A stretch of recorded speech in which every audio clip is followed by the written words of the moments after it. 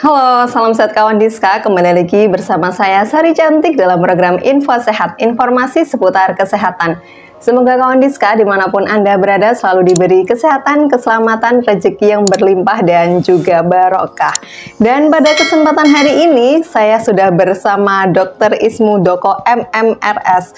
Beliau adalah Sekretaris Dinas Kesehatan PP dan KB Kota Madiun dan juga sekaligus Ketua Tim Penanganan Pengaduan Masyarakat di Dinas Kesehatan PP dan KB Kota Madiun.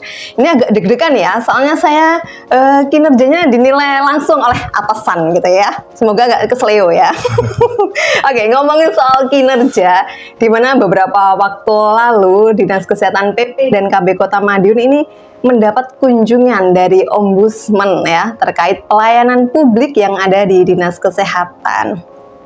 Nah, apa itu Ombudsman? Nah, dan bagaimana pelayanan publik yang ada di Dinas Kesehatan PP dan KB Kota Madiun? Apakah sudah sesuai SOP atau tidak sesuai SOP? Gitu. Langsung saja kita ngobrol-ngobrol bersama narasumber saya hari ini, ada Dr. Ismu Doko MMRS. Apa kabarnya nih, Dok? Baik, Alhamdulillah sehat. Oh, yes. Alhamdulillah sehat. Ya. Ngomongin soal Ombudsman nih, Dok. Apa sih sebenarnya Ombudsman ini? Atau siapa sih sebenarnya gitu? Jadi Ombudsman ini adalah lembaga milik pemerintah yang fungsinya untuk menilai pelayanan publik. Di mana pelayanan publik ini yang menjadi fokusnya Ombudsman-nya adalah mulai dari institusi pemerintah, kemudian juga non-pemerintah yang mungkin melaksanakan tugas khusus, yang intinya mereka itu menggunakan dana anggaran dari pemerintah, baik APBN, APBD, secara keseluruhan atau sebagian. Jadi itu wajib untuk menjadi pantauan di Ombudsman ini. Oh gitu. Jadi Ombudsman ini seperti yang disampaikan oleh Dr. Ismu adalah lembaga negara gitu ya, Dok, yang mengawasi tentang pelayanan publik yang ada di perangkat daerah, baik yang swasta maupun yang pemerintah gitu ya, Dok ya. Nah, di Dinas Kesehatan sendiri nih, Dok, di Dinas PP dan KB tentunya ya, untuk Ombudsman ini apakah ada petugas-petugas khusus yang terkait dengan Ombudsman, ataukah memang semua pegawai itu sudah tersosialisasi dan juga menerapkan tentang Ombudsman ini, baik dia petugas pelayanan publik atau bukan gitu ya. Kalau ada tamu atau masyarakat yang datang bertanya, itu ada SOP minimal senyum sapa salamnya, gimana sih, Dok? Iya. Memang kalau kita lihat dari perkembangan yang ada, ini banyak perubahan yang sudah ada di Dinkes BPKB Kota Madiun. Karena kita sudah 3 kali ini dikunjungi oleh Ombudsman. Jadi favorit kayaknya ya. Sudah 3 tahun dan istilahnya dari apa yang menjadi masukan Ombudsman itu jadi perhatian kita. Dan alhamdulillah juga dari teman-teman yang melaksanakan tugas utamanya untuk yang pelayanan langsung kepada masyarakat, ini sana sudah ada SOP-nya. Oh gitu. Di mana di SOP itu memang diwajibkan untuk ada apa-apa yang harus dilakukan dan kemudian berapa lama, ada biaya atau tidak, itu merupakan bagian yang harus ada di dalam SOP itu. Sehingga ketika masyarakat itu pengen mengetahui ketika saya mau ke Dinas Kesehatan, layanannya apa saja, kemudian itu perlu berbayar atau tidak, itu sudah bisa mengetahui dari awal. Dan mungkin perlu diketahui juga di web kita, itu sudah ada di sana terpampang untuk apa-apa layanan yang ada di kita. Jadi istilahnya itu kita berupaya untuk memudahkan masyarakat dengan pola digitalisasi.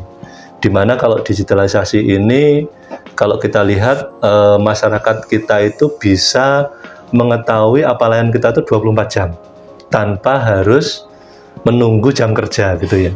Cuma nanti untuk pada waktu pelayanannya ya tetap mengikuti jam kerja.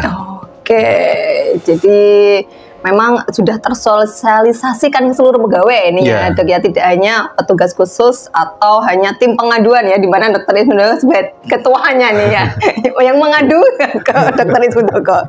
Nah, kemarin ada kunjungan nih, Dok, di mana tadi disampaikan Dr. Ismu Doko bahwa Dinkes PPKB ini 3 tahun berturut-turut gitu ya mendapat kunjungan. Apakah hanya Dinas Kesehatan aja atau ada OPD-OPD lain nih, Dok? Tidak. Karena pada prinsipnya pelayanan publik ini kan dilaksanakan oleh beberapa tempat kita. Yang utama tentunya itu adalah dinas PTSP di sana yang merupakan induk dari segala perizinan. Nah, tentunya untuk yang dinas PTSP ini permasalahan lebih kompleks dibandingkan untuk OPD-OPD yang sifatnya mengampu cuman beberapa urusan saja. Karena kalau kita lihat kita sebetulnya kalau dari sisi pelayanan publik ini kita lebih banyak sebagai pelengkap di PTSP. Jadi istilahnya itu kita memegang untuk yang berhubungan dengan rekomendasi dan sebagainya itu.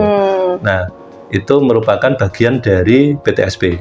Sehingga ketika kunjungan itu memang intinya kan harus dipastikan bahwa di Ombudsman ini memastikan bahwa sudah ada proses untuk pencegahan terjadinya maladministrasi di masing-masing pelayanan publik. Sehingga kemarin tuh istilahnya dari masukan-masukan yang ada tuh kita sangat terbantu sekali dan segera kita sosialisasikan, dan tentunya ke depan kita harapkan tidak ada lagi maladministrasi yang dilakukan oleh petugas kita. Oke, itu tadi sebagai upaya pencegahan maladministrasi tentunya ya. Kenapa adanya Ombudsman ini? Nah, Dok, dalam kunjungan kemarin nih Dok, apa sih yang sebenarnya hal-hal yang harus dipersiapkan ya? Tentunya tentang pelayanan publik. Apakah hanya pelayanan publik aja atau juga tentang kinerja pegawai, mungkin atribut atau kedisiplinan pegawai, hal-hal seperti itu Dok? Jadi pelayanan publik itu tentunya bersumber dari kedisiplinan pegawai dulu. Karena kalau pegawai yang tidak disiplin tentunya juga bagaimana bisa melaksanakan tugasnya dengan baik gitu ya. Jadi ini merupakan gambaran tidak langsungnya, karena pada prinsipnya satu proses itu akan bisa sempurna kalau mulai sistem perencanaan kemudian pelaksanaan itu bisa dilaksanakan secara berurutan dan ada evaluasinya. Dan tentunya di pengaduan pun itu juga ada nanti mekanisme bagaimana kita mengevaluasi layanan-layanan yang sudah kita berikan kepada masyarakat ini apa sudah memenuhi keinginan masyarakat atau belum. Karena pada prinsipnya pelayanan yang ada di kita ini adalah untuk kepentingan masyarakat.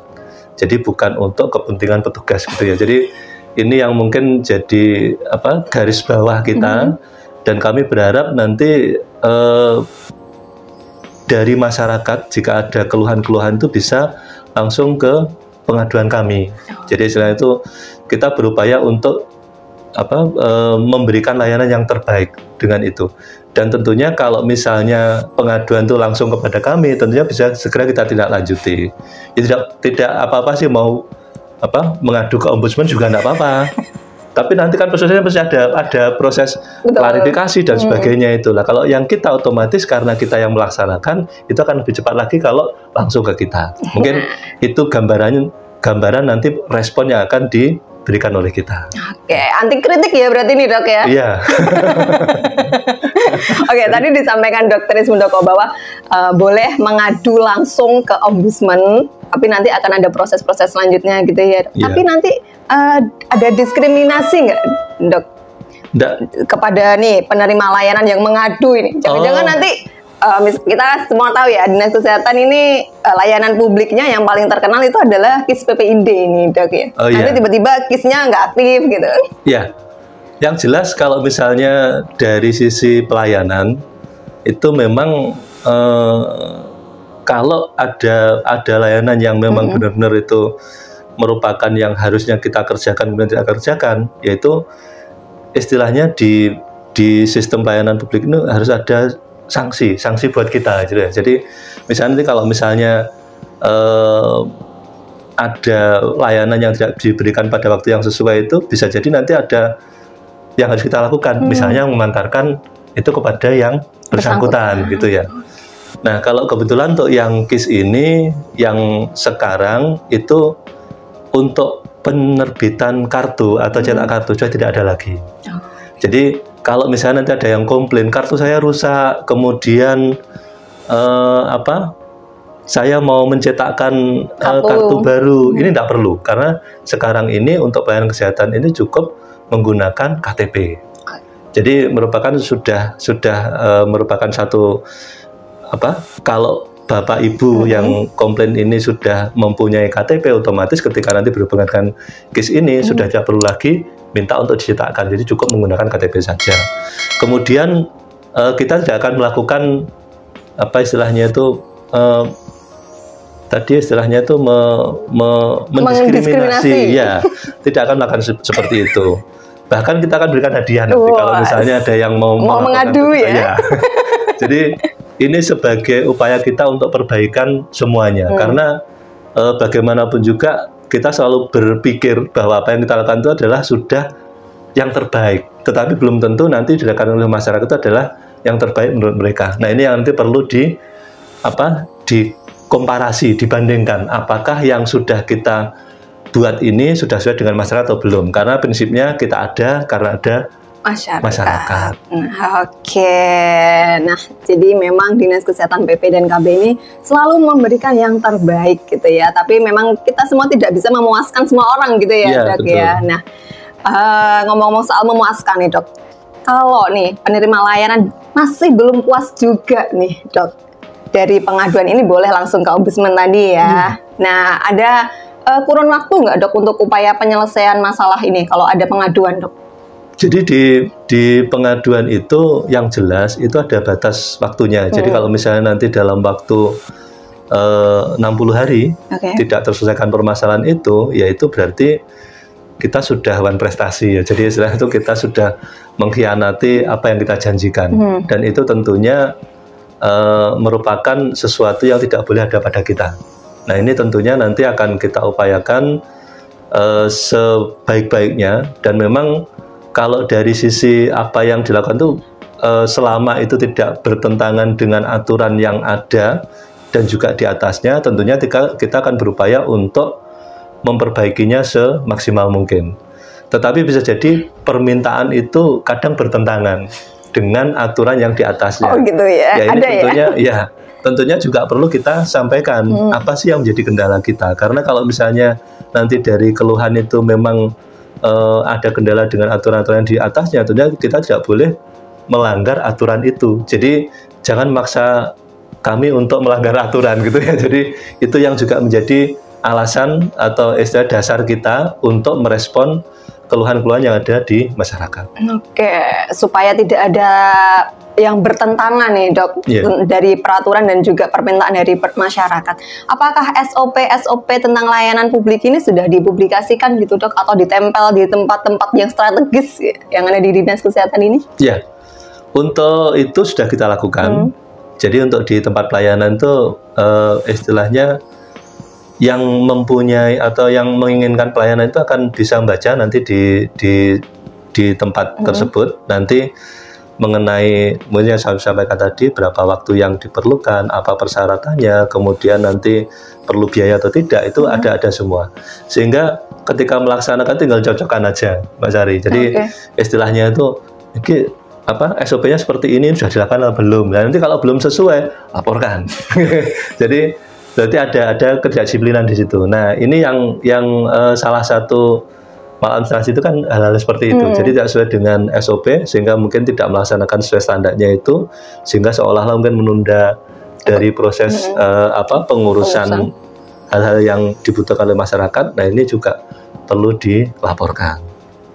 Oke, jadi petugas ini nggak cuma diawasi oleh atasan ya, tapi juga oleh masyarakat nih kayaknya. Jadi masyarakat sendiri juga nggak perlu takut ya, Dok, kalau memang penerima layanan ini tidak sesuai atau petugas layanan ini tidak sesuai dengan SOP, bisa langsung mengadu ke tim penanganan pengaduan atau bisa langsung ke Ombudsman gitu ya, dan tanpa ada diskriminasi gitu. Betul. Ya. Nah, kembali lagi ke kunjungan nih, Dok, dimana beberapa waktu kemarin kan udah dikunjungi nih. Nah, ada hasil rekomendasi nggak, Dok, dari Ombudsman sendiri? Atau ada kekurangan-kekurangan yang harus dipenuhi nggak nih? Sebetulnya kalau dari sisi rekomendasi secara langsung ini memang belum ada ya. Dalam artian yang disampaikan secara langsung pada waktu itu memang belum ada, karena beliau pada waktu itu lebih fokus untuk di penilaiannya. Jadi mungkin masih diolah mungkin datanya ya. Atau ada rekomendasi dibangunkan gedung baru gitu, Dok? Tapi yang jelas kalau yang sudah kita dapatkan dari apa yang harus dipersiapkan itu memang ada beberapa hal yang mungkin perlu kita perbaiki ke depannya. Ya, yang jelas kalau misalnya dari sisi kondisi yang sekarang, kita memang sekarang berada di Wisma Haji. Jadi mungkin ada di satu kita tidak punya gedung mandiri untuk itu. Tapi ini bukan sebagai satu halangan ya, karena betul. Pada prinsipnya pelayanan itu tidak boleh dengan alasan nggak ini punya gedung gitu ya. Itu harus tetap kita laksanakan. Tapi memang alangkah baiknya kalau ada gedungnya gitu ya. Itu berarti kan lebih mandiri dan betul. Ketika nanti disalahkan itu jelas ya, yang bertanggung jawab siapa. Jadi saya tidak ada istilahnya itu hal-hal yang mungkin menyimpang dari yang seharusnya. Dan tentunya kalau dari kalau kita lihat dari checklist yang ada, memang ada beberapa hal yang belum bisa kita penuhi. Yang contoh misalnya untuk detektor asap dan sebagainya itu karena memang kita posisinya sekarang itu menggunakan gedung yang memang sebenarnya bukan untuk perkantoran. Jadi untuk itu sebenarnya untuk penginapan untuk kamar gitu ya. Jadi ini merupakan satu tantangan buat kita, walaupun dengan kondisi yang sederhana, yang seadanya ini kita bisa memberikan yang terbaik buat masyarakat. Oke, nah memang di atas segala kesederhanaan kita nih, Dok ya. Mungkin ada upaya tindak lanjut nggak nih, Dok, untuk kalau sarana prasarana jelas ya, karena ini bukan gedung milik kita gitu ya. Nah, tapi ada upaya-upaya nggak, Dok, untuk pendekatan atau advokasi ke yang lebih atas lagi gitu, Dok? Jadi sebenarnya untuk masalah gedung itu, menurut saya sebenarnya kita bisa aja manfaatkan yang ada, Jadi saya itu tidak harus minta gedung baru gitu kan. Cuman dalam konteksnya itu, kalau misalnya kita menggunakan gedung yang seperti itu, kayaknya sekarang ini pemerintah ini lebih berfokus pada pelayanan publik yang istilahnya itu bisa dirasakan langsung oleh masyarakat banyak. Nah, mungkin untuk gedung perkantoran itu yang bisa dirasakan oleh kita itu kan mungkin lebih fokus pada sebagian masyarakat dan sebagian pegawai gitu ya. Itu yang mungkin menjadi fokus di mana kita belum termasuk sebagai skala prioritas itu. Tapi itu bukan satu kendala memang, karena pada prinsipnya kita tetap bisa melayani masyarakat dengan sebaik-baiknya. Tentunya kita juga ada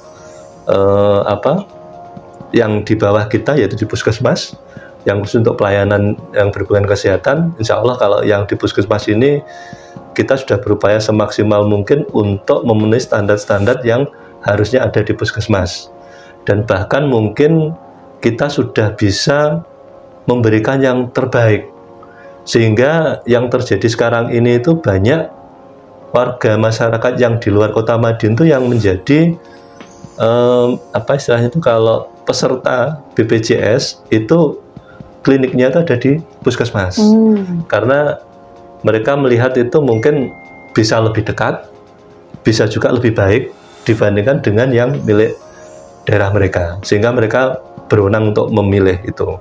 Nah, ini tentunya juga merupakan satu tantangan buat kita, karena kita itu harus melayani masyarakat Kota Madiun khususnya, tetapi tidak boleh mendiskriminasi orang lain gitu ya. Yang di luar Kota Madiun gitu ya. Madiun. Nah, ini tentunya juga tantangan yang sangat menantang buat kita untuk bisa berlaku adil gitu ya. Jadi istilahnya ini yang juga perlu menjadi gambaran. Dan memang ini saya mengkhawatirkan salah satunya itu nanti kita dikomplain ternyata bukan warga kota gitu ya. Agak ketuker ya, Dok. Sama-sama Madiun ternyata tuh ada dua sebenarnya, ada kabupaten dan juga kota. Ya, ini yang mungkin saya juga akan sedikit agak khawatir, karena banyak layanan kita itu yang digunakan oleh warga yang bukan Kota Madiun. Walaupun kalau kita kembalikan lagi, kita itu satu negara kesatuan Indonesia, jadi tidak ada pembedaan kota kabupaten dan sebagainya gitu ya. Yang jelas selama itu masih warga negara Indonesia harus kita layani gitu ya. Dan yang penting BPJS-nya di fasilitas kesehatan Kota Madiun gitu ya, Dok ya. Jadi ini merupakan tantangan yang istilahnya itu menjadi tantangan ke depan, karena kita mungkin dengan orientasi Kota Madiun yang ingin maju mendunia ini tentunya juga merupakan kendala atau tantangan yang kuat nanti untuk kita, bagaimana kita bisa memberikan kepada orang lain. Nah tentunya kalau kita maju mendunia, ya standarnya mesti harus ditingkatkan gitu ya. Internasional nih ya kayaknya ya, puskesmas kita jadinya. Jadi ini juga gambaran nanti ya akhirnya mungkin akan berbondong-bondong untuk pindah puskesmas gitu ya. Dan juga pindah kakak ya, karena zonasi kayaknya. Nah Dok, dengan adanya tantangan-tantangan yang seperti ini ya disampaikan oleh Dr. Ismudoko tadi, banyak sekali apalagi untuk menuju Kota Madiun maju mendunia ya. Harapannya apa nih Dok dengan pelayanan publik khususnya yang ada di Dinas Kesehatan dan juga puskesmas? Ya, kita berharap nanti untuk pelayanan ini minimal kalau kita menyampaikan kepada masyarakat itu adalah kita itu minimal sudah sesuai dengan standar operasional prosedur yang ada, SOP yang ada. Jadi sesuai dengan kondisi dan situasi kita. Jadi SOP ini memang disusun itu berdasarkan standar minimalnya, kemudian tambah dengan apa-apa yang bisa kita lakukan di situ. Sehingga ini mungkin di SOP di masing-masing daerah atau kantor atau mungkin di puskesmas ada sedikit perbedaan, tapi secara esensinya tidak beda, tetapi ada sedikit perbedaan-perbedaan yang itu lebih muatan lokal. Jadi istilahnya itu bagaimana bisa lebih memuaskan warga yang di sekitar situ. Karena tidak untuk kemungkinan mungkin kepentingan warga di daerah Karto dengan yang di taman itu akan berbeda. Sehingga mungkin perlu ada modifikasi penyesuaian itu. Dan tentunya memang kita tidak bisa memuaskan semua masyarakat, tetapi tetap kita berfokus pada banyak masyarakat yang terpuaskan dengan layanan kita gitu ya. Jadi bukan semuanya, tapi banyak yang puas. Sehingga nanti ketika ada ketidakpuasan, itu adalah bagian-bagian yang harus kita perbaiki di kita, sehingga harapannya nanti semua itu akan bisa terlayani secara maksimal. Oke, jadi tadi bisa kita simpulkan ya bahwa Kota Madiun ini sudah memberikan yang terbaik, tapi karena memang kita ini adalah mempunyai keterbatasan ya tentunya dokter ya, tapi tidak secara esensi. Kita semua dari Dinas Kesehatan maupun sampai bawahnya puskesmas maupun rumah sakit tentunya Dok ya, rumah sakit pemerintah Kota Madiun ini juga selalu memberikan yang terbaik. Tadi disampaikan Dr. Ismudoko bahwa kalau memang belum puas terhadap pelayanan kami, boleh di pengaduan perangkat daerah ataupun bisa langsung mengadu ke ombudsman gitu ya dokter ya, tanpa ada diskriminasi. Betul. Nanti dapat hadiah juga dari Dr. Ismudoko ya kalau mau mengadu ya. Tapi selama ini udah ada aduan belum Dok? Aduan prinsipnya itu kan pengaduan kan ada yang sifatnya informatif saja, kemudian ada juga yang memang esensi gitu ya. Kalau misalnya yang memang informatif ya kita tindak lanjuti karena itu merupakan satu hal yang sifatnya untuk membangun. Kemudian yang esensial itu nanti juga mungkin perlu kita tindak lanjuti dengan beberapa hal yang mungkin ada perubahan di sana. Nah, ini tentunya kalau masukan-masukan yang esensial ini adalah sifatnya itu sangat membangun di dinas kita, dan tentunya ini akan menjadi perhatian kita untuk bisa lebih maksimalkan lagi. Oke, ada pertanyaan nih Dok. Bisakah pasien PBID Kota Madiun pindah FKTP dari puskesmas satu ke puskesmas yang lain? Ya. Sebenarnya kalau dari sisi aturan yang ada, itu peserta ini bisa pindah vaskes. Oh boleh. Jadi Sebetulnya kalau pengen kita jangan gitu ya. Karena kita itu bayangannya kalau misalnya pasien PPID sudah diplot di awal seperti itu karena wilayahnya di sana gitu ya. Karena ini berhubungan dengan nanti tindak lanjut yang akan dilakukan dinas kesehatan, terutama puskesmas yang punya wilayah itu. Contoh misalnya ada kejadian DBD gitu ya. Kalau misalnya vaskesnya ini tidak ada di wilayah itu, tentunya akan merepotkan buat pengampu. Ya, jadi biasanya itu puskesmasnya akan kerepotan. Jadi misalnya pasien PBID ini sebetulnya orang di Demangan, kemudian vaskesnya ikut di Tawang. Padahal nanti yang dilakukan tadi misalnya pas diagnosa DBD-nya ada di Tawang. Berarti dia harus berkoordinasi dengan nanti di petugas Tawang dan juga Demangan gitu ya. Nah, ini tentunya juga akan menambah waktu untuk berkoordinasi juga. Alangkah baiknya kalau yang PBID ini juga di wilayah yang sudah wilayahnya dia itu, sehingga rumahnya nanti gitu ya, alamat rumahnya, di alamat rumahnya itu, sehingga ini akan memudahkan nanti dalam proses tindak lanjut yang berhubungan dengan kewilayahan tersebut. Dan tidak menutup kemungkinan kita sekarang ini juga banyak, ya mungkin saya tidak bisa menyebutkan jumlahnya ya, ada beberapa itu yang dulu karena warga kota, kemudian karena sesuatu hal mereka itu domisilinya pindah, tapi KTP-nya tidak mau pindah. Nah, ini juga masalah. Ini saya dapat kemarin informasi kalau dari Surabaya itu, di Surabaya itu sudah ada update data domisili. Jadi kalau misalnya warga Surabaya, KTP Surabaya, kemudian dia pindah domisili, itu nanti ada laporan dari masing-masing RT RW. Ini masih ada apa tidak tiap 3 bulan. Sehingga ketika mereka sudah tidak ada di situ, RT RW menyatakan tidak berada di situ, ya sudah itu langsung dikeluarkan dari data KTP dipindah. Nah, itu juga tidak termasuk sebagai yang penerima manfaat gitu ya. Penerima manfaat yang berhubungan dengan itu. Jadi karena pada prinsipnya ketika kita melihat dari sisi contoh untuk yang BPS itu lebih berfokus pada domisili. Jadi orang yang dari Kota Madiun itu yang harusnya lebih diopeni walaupun dia dari luar kota gitu ya. Jadi agak berbeda prinsip gitu ya. Karena konsepnya BPS ini memang warga negara Indonesia lah, kita itu masih warga negara Kota Madiun. Negara Kota Madiun. Nah, ini yang juga menjadi bahan mungkin perdebatan selama ini.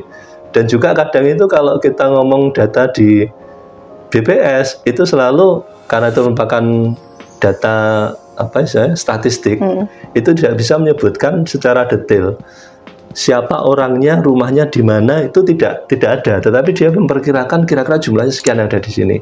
Nah, ini juga membingungkan kita untuk yang di level pelaksana. Aku harus nyapo gitu kan, karena kita harus ngapain dengan jumlah yang segini. Ternyata ketika kita cari mereka tidak ada. Ya mungkin seperti tadi yang saya sampaikan tadi, ada beberapa itu yang domisili sudah tidak di situ, tapi KTP-nya masih di situ. Padahal kita yang kita menjadi dasar itu kayak misalnya pembayaran PPID dan sebagainya itu adalah KTP, bukan domisili. Nah, ini mungkin juga ada beberapa kemarin tuh yang ada dari luar Kota Madiun, ada yang dari Sidoarjo, bilang kalau dia saya sudah lama di Kota Madiun, dia sudah domisili di sini. Terus kita tanya, Bapak punya KTP Kota Madiun apa enggak?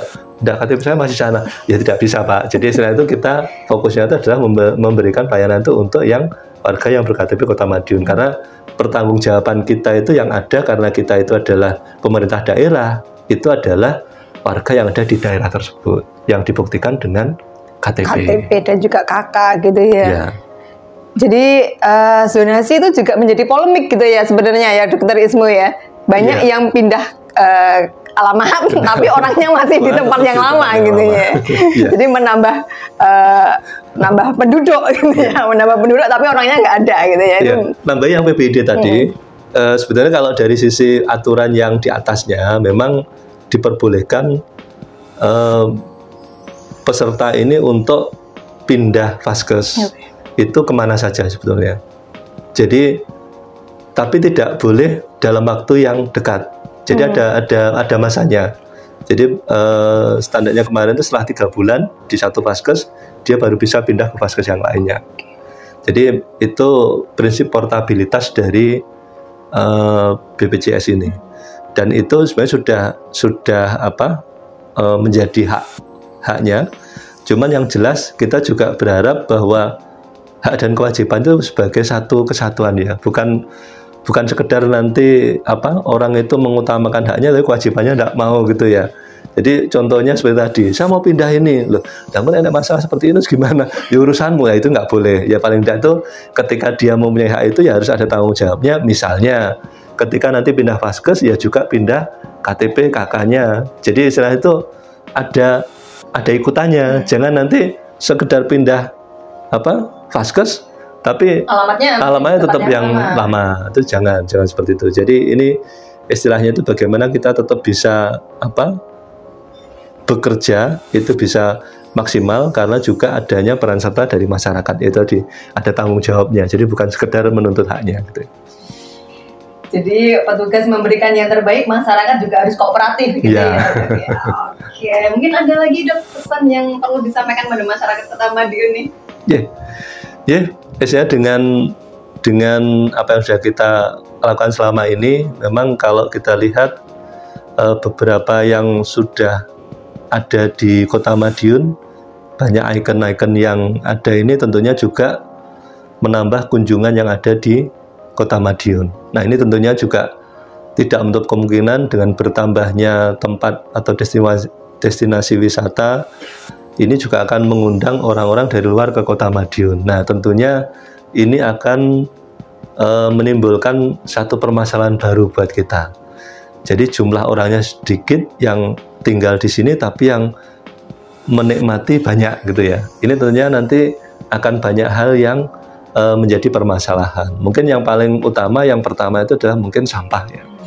Jadi ini mungkin kalau dari sisi sampah tentunya juga kita berharap nanti ada partisipasi dari masyarakat, bukan sekedar yang warga kota saja, tapi juga warga yang datang ke Kota Madiun, tolong dibantu kami untuk juga menjaga kebersihan Kota Madiun. Karena bagaimanapun juga kebersihan itu merupakan tanggung jawab bersama. Walaupun kita ada di tempat lain, mau tidak mau kita juga harus berupaya untuk menjaga kondisi yang ada yang kita datangi itu. Jadi jangan sampai nanti kita itu ke tempat lain itu membawa masalah dengan salah satunya membawa sampah gitu ya. Jadi itu yang perlu diperhatikan. Dan tentunya insya Allah untuk yang di Kota Madiun kita sudah banyak menyiapkan tempat-tempat untuk pembuangan sampah yang nanti akan diambil secara rutin oleh pemerintah Kota Madiun, dan kami harapkan partisipasinya untuk mau masukkan sampah-sampah itu ke tempat yang seharusnya gitu ya, ke tempat sampah, bukan sebaliknya gitu ya. Jadi ruang kita itu tetap ada 2 ruang. Yang pertama itu ada ruang untuk publik yang tentunya kita harapkan nanti untuk bisa maksimal digunakan oleh masyarakat. Kemudian ada juga ruangan yang nanti sebetulnya itu adalah merupakan yang tidak publik, salah satunya mungkin TPS dan sebagainya. Itu kalau seperti itu ya nanti fokusnya ya bagaimana kita bisa memilahkan itu sehingga nanti kita bisa merasakan bahwa tempat yang kita tempati itu adalah tempat yang nyaman buat kita semua.